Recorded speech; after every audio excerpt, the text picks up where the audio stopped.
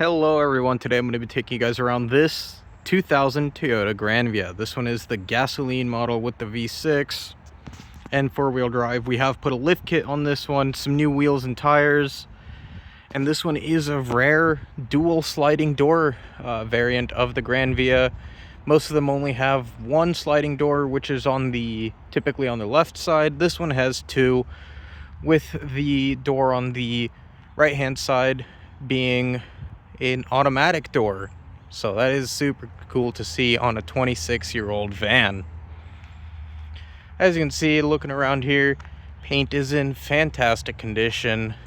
This one is coming to us with about 118,000 kilometers on it, so pretty well traveled, but still pretty low mileage, sub 70,000 miles, so still got plenty of life left in it.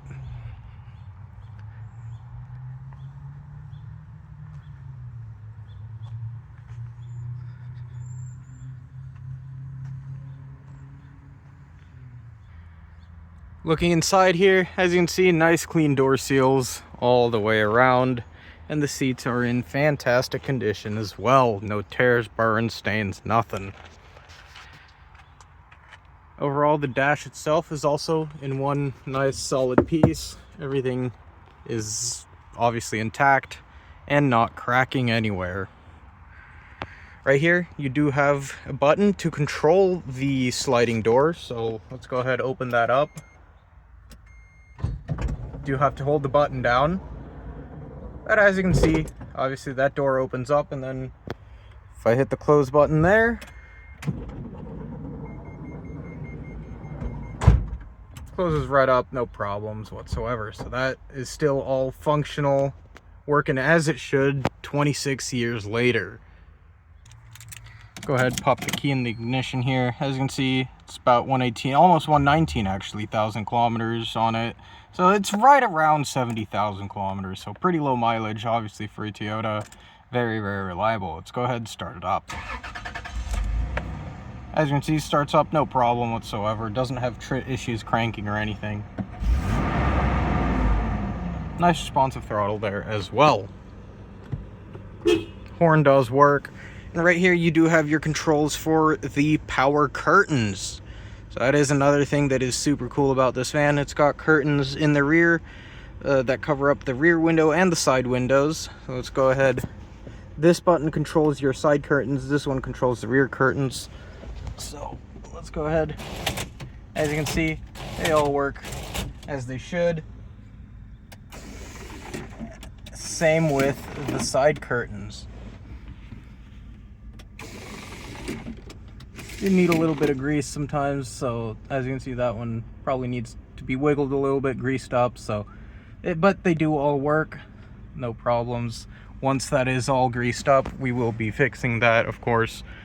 You do get AC in this one, which does blow nice and cold, and overall just a beautiful wood trimmed interior here all the way around. And of course, power windows, which do all work, and it is automatic both up and down. So on the driver's side, passenger side, you do have to hold it, but nonetheless they do all work as they should.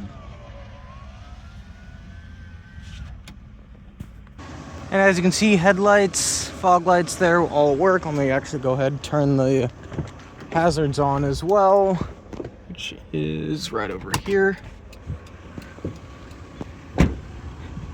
Those all work as they should. I'll just say headlights, fog lights there, all are working. And if we come around to the back,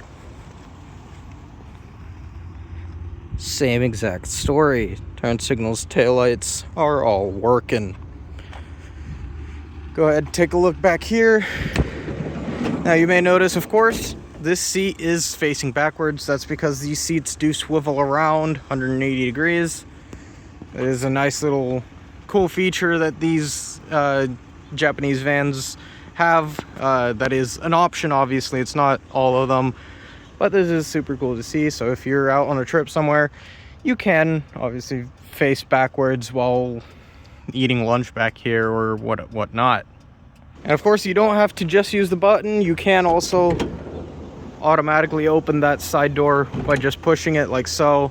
And again, seats back here are also in fantastic condition. And the middle row does have captain's chairs, as you can see, which have armrests on either side, which is very, very nice to have.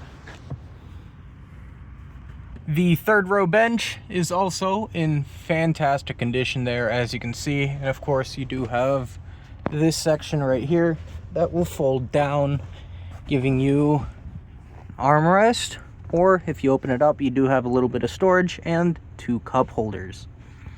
To get the door to close automatically, all you have to do is just give it a little push, and then it will close on its own like so.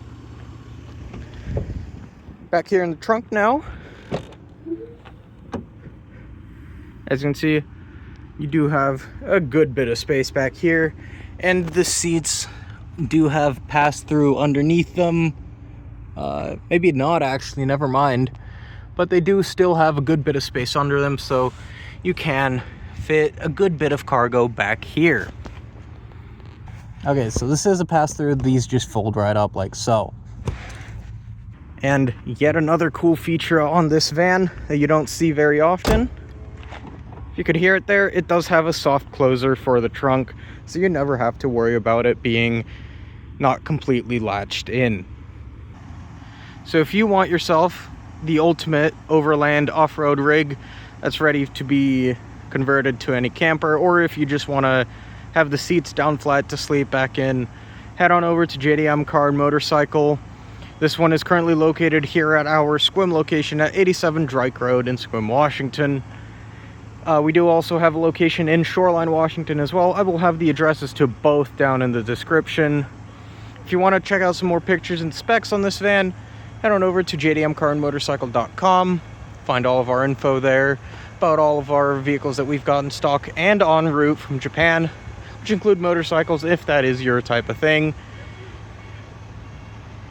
You will also find all of our contact information there in order to get in touch with us about getting you into one of these beautiful JDM rides.